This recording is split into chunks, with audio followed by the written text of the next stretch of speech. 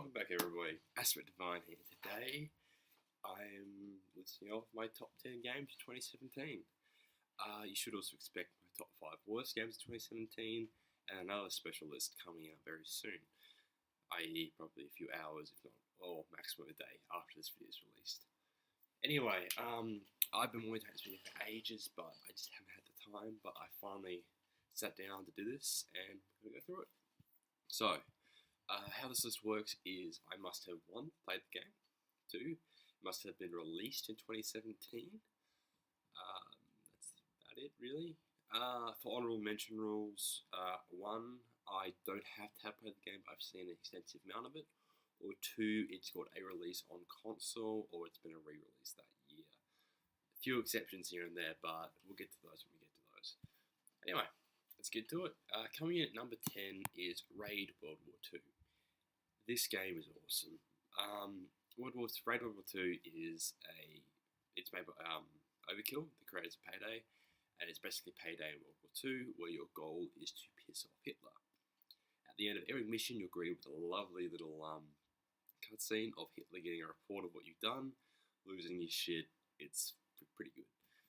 The reason it's not lower on the list is because it's very bare bones currently. There are, as far as I can tell, there's no way to do an entire mission stealth, which blows, because I love playing Payday stealth, so obviously I wanted to do it on World War II. But what can you do? What can you do? Yeah, that's about all I got to say on World War II. Coming in at number 9, we have Crash Bandicoot Insane Trilogy.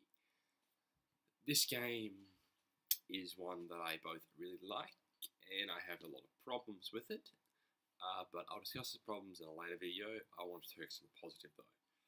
Number 1, you're getting fucking shit tons of nostalgia if you've played the original Crash Bandicoots. The remastered graphics are fucking beautiful, and yeah, the game the vibe of it, the music, all that, is just childhood nostalgia for me. Because one of my first games was Crash Bandicoot on PS1, which my uncle got me for my birthday when I was like 5 or 6. It was a big day for me. So I found about this thing called gaming, good shit. Crash Bandicoot Insane Trilogy though, it's a pretty damn good game. I have got a lot of enjoyment out of it. And I do have a few gripes, but I don't. This is a list I want to focus on positive over negative, so let's focus on that positive. Coming at number 8, we have Dishonored: Death of the Outsider. I thought this was going to be a DLC for Dishonored 2 when it was first announced, but lo and behold, it's actually a game. I have played through Dishonored: Death of the Outsider. It's in my opinion the weakest of the entire Dishonored franchise. That doesn't assume it's a bad game, because it is quite fun playing as Billy Lurk, and you can play as Corvo. Well, you can use their powers, Corvo and his powers throughout if you go to Original Game Plus, which is cool. Yeah, overall, solid entry to the franchise. Yeah, kinda. It does have probably my favourite mission in Dishonored history in it, which is a bank heist, which is fucking dope. But besides that, it's not got much going for it. Well, it has, but compared to the others, in my opinion, Dishonored 1 still takes the cake for the best of them all. But yeah, it's again a good game. I would definitely recommend though if you're a Dishonored fan, especially if you're into the lore of the Outsider and all that stuff. There's a lot of it in here for you to enjoy. Coming in at number 7 is Injustice 2. I really want to put this game higher on my list. I have one small problem though. I'm fucking shit at fighting games. This game though, it is amazing. I've had so much more fun with it than I ever did with Mortal Kombat X. I've re-downloaded Injustice 1 actually, believe it or not. But it's better than 1 in my personal opinion. I do have a few small gripes here and there, like how in 1, for example, you're able to like your outfits get cut up and shit from the fight, but in 2 it doesn't. I know why it doesn't in 2 though, so I forgive that because of the gear system. And that's another thing I want to commend it on. It's not pay to win in the slightest, because you can't spend source crystals on boxes to get gear. You can only do it on cosmetics, which is a really, really good move. But yeah, it's a really good game. Campaign solid. I really love the story of Injustice. It's one of my favourite DC Universe stories to just watch unfold, so that was really cool to watch out. through. Yeah, really solid game, and especially if you have a bunch of friends who are coming around, it's so much fun, local, just sitting down with a bunch of mates versing each other. You can have a good blast, guarantee you. Coming in at number 6 is Cuphead. Initially, I planned not to play this game at all. However, when a friend of mine came around with his laptop with Cuphead on it, we hooked it up to my TV, which you can actually see in the. Try to adjust my hand here, right there.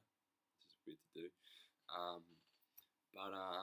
Yeah, it's a really good game. Like, currently on the campaign like that we're on, we're up to King Dice, so I haven't beaten it yet. Fuck, King Dice is hard. This game's addictive as shit. Like, it's got the real concept of just over and over and over again, and then when you get it, the euphoria of beating that level, it's just incredible. And the running guns, dude, fuck some of those running gun levels. I've spent one of them. Me and my mate spent about 2-3 hours just doing that one level, and it took multiple sittings to do it. That was good times. But Cuphead's incredible. If you have a computer, pick it up. If you have an Xbox, pick it up. It's a good game. I'd recommend getting a second player because I think that's a bit more enjoyable. But that's my own personal opinion. You do with what you will. Coming at number 5, we have South Park: The Fractured Butthole. I don't mean butthole. I mean butthole. It's fucking fucking funny shit. Yeah. This is the superhero equivalent of the Game of Thrones they did in South Park: The Stick of Truth. This game's really fun, really solid. It's got a really good storyline. My only gripe is the combat is a bit stale and repetitive and not very challenging. That's my only real gripe with it. But besides that, fucking quality game, dude. Like, I've been able to invest a decent amount of time in it. I haven't completed it yet. I've gotten over halfway through. Again, the combat's a bit of a turn off for me. I initially played on the hardest difficulty, but I've actually knocked it down to the easier ones. Not because it was hard, it's just that it took longer, and I want to get to the fun story wee bits with the guys. Yeah, it's a good game. It's better than the first one. That's another video in itself entirely that I got to do sometime. But yeah, it's a good game, worth picking up. It's number 5. Number 4 is Destiny 2. I have a very love-hate relationship with D2, and that's something I don't want to get too into in this video, but for what's there, it's a solid game, just it's not comparable to its predecessor in any way or form. D2, your first run through on your character all the way up to 300 plus light, because Curse of Osiris can't take into account if you have that DLC. It's a really enjoyable time. Only problem is after that, the grind just isn't there still, even at the state of the game, but that's okay, they're still working on it, so I'm going to save my review for Destiny 2 for later, but in its current state of things, it gets my number 4 spot. Yeah. Number 3, it's Fortnite. I have dedicated so much time to Fortnite. Fortnite, the base game, is a pretty solid game. Nothing too special, but it's an enjoyable experience for the first few times you do it. It does get a bit repetitive, but I have played a fair amount of it, mainly for the free V-Bucks. But the real kicker is the Battle Royale game mode, and fuck me, that is addictive as shit. I shouldn't need to really say much on this because I'm pretty sure everyone's played Fortnite if they have a computer or a console, because it is a free-to-play game, which is fucking awesome. But I love the vibe, I love the gameplay. My only gripe is the shotties, but that's again another video I gotta make. But yeah, Fortnite is amazing. The only complaint I really see from people is the microtransactions. And to that I say, it's a free-to-play game. How are they going to make money off their Battle Royale if they don't sell stuff like that? Again, that's something else I can bring up in another video. I actually have one in the works, but I won't talk about that yet. That's another video entirely on it too. But Battle Royale is incredible. Fortnite's pretty good. As an overall, as a package, it takes my number 3rd spot for Game of the Year. Coming in at number 2 is Call of Duty World War II. I know. Every year I put Call of Duty on my list. That's because I really enjoy Call of Duty. What can I say? This one, again, solid entry. Campaign, decent. It's okay. It's not great. It's better than Black Ops 3, that's for sure. Not as good as Infinite Warfare, though. So I'm like, multiplayer, fun. I've dedicated a fair amount of time to multiplayer. I'm almost Prestige 2 now. I know that's not actually that much time when you think about it, but I'm also, well, I can Prestige, but I haven't because I'm trying to get to Chrome Camo. Slowly, I'm not grinding as hardcore as I used to be, unfortunately. And the zombies is really good, like, really, really good. I love Infinite Warfare zombies, which is a very odd view in the eyes of a lot of people. But World War II Zombies is a very nice refresher. It's very challenging, especially the new map, Darkest Shore. But that's, again, another video entirely. Anyway, let's get to some honourable mentions here. I have 2 honourable mentions. Both of them technically weren't released in 2017, but they were re-released, per se. The first one is Dead by Daylight. I love Dead by Daylight. I actually have 3 honorable mentions, sorry.